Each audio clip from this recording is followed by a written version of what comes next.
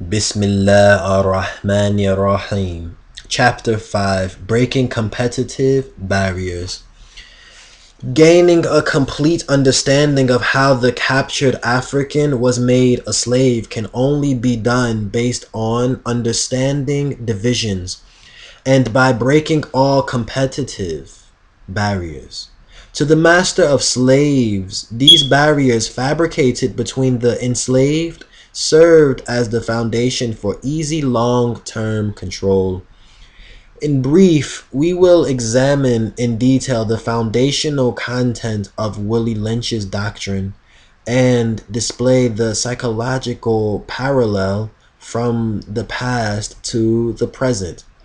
This parallel shows us that Mr. Lynch was not only confident but correct in his prophesied calculations concerning his control method's ability to stand the test of time if not interrupted.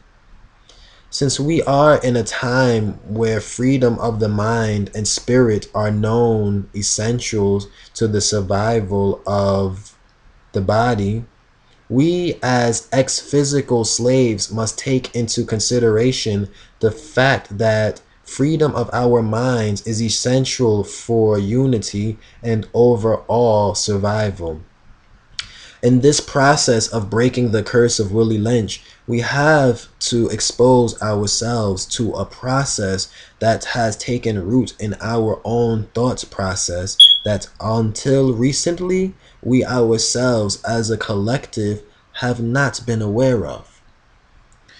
At this point, shall we proceed with clarifying the actual motive of Mr. Willie Lynch's indoctrination of the African mind, given to us in his very own words, quoted in document as follows. We breed two nigger males with two nigger females, then we take the nigger males from them and keep them moving and working. Say the one nigger female bears a nigger female and the other bears a nigger male, hypothetically. Both nigger females being without the influence of the nigger image, frozen with an independent psychology, will raise their offspring into reverse positions. One with the female offspring will teach her to be life herself. Independent and negotiable, we negotiate with her, through her, by her, and negotiate her at will. The one with the nigger male offspring, she being frozen with a subconscious fear for his life, will raise him to be mentally dependent and weak, but physically strong. In other words, body over mind. Now, in a few years, when these two offsprings become fertile for early reproduction, we will mate and breed them and continue the cycle. That is good, sound, and long-range comprehensive planning. What we see occurring between black males and females in relationships, this is back to the book, is a constant power struggle until the dominance of one individual over another is finally decided. In 75% of cases, the black man and woman usually end up cutting ties or dissolving the marriage. We have failed to realize that the Euro-Gentile slave mastered the craft of manipulating the feminine and masculine natures and benefited from the chaos produced as an end result. In detail, the chaos is produced when the natural internal order of the people's masculine and feminine energies are twisted. In other words, when the natural leader's senses are dulled to the point where self-guidance is no longer present, and he begins to follow the follower, organization or family soon deteriorates. These tactics were initiated, made public,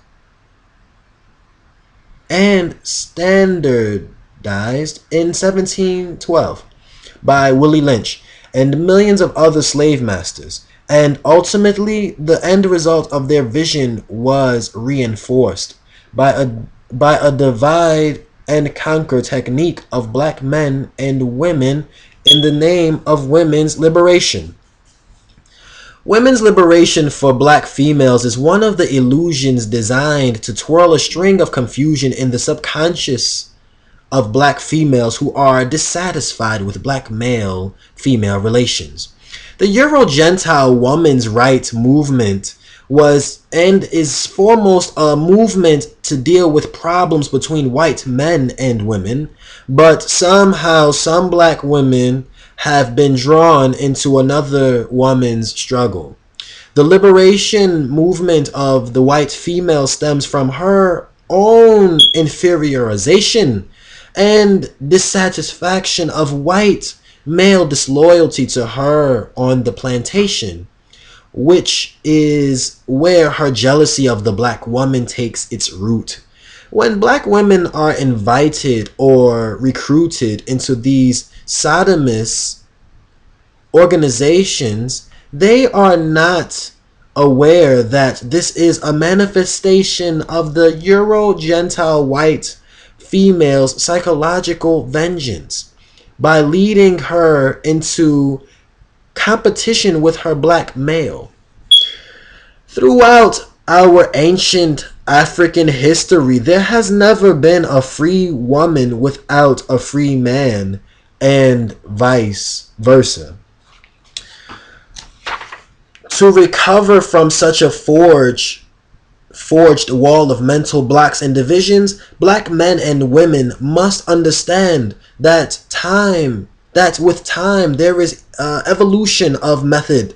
We should also know that black male economic incarceration and black female liberation is the reflection of the evolution of slave methodology. On top of being divided by age, color, size, level of education, and sex are the new additions supplied by time. These artificial additives used to continue the breakup between the black male and the female are income, class, public status, political party, and most damaging to black people is religious denomination. Subhanallah.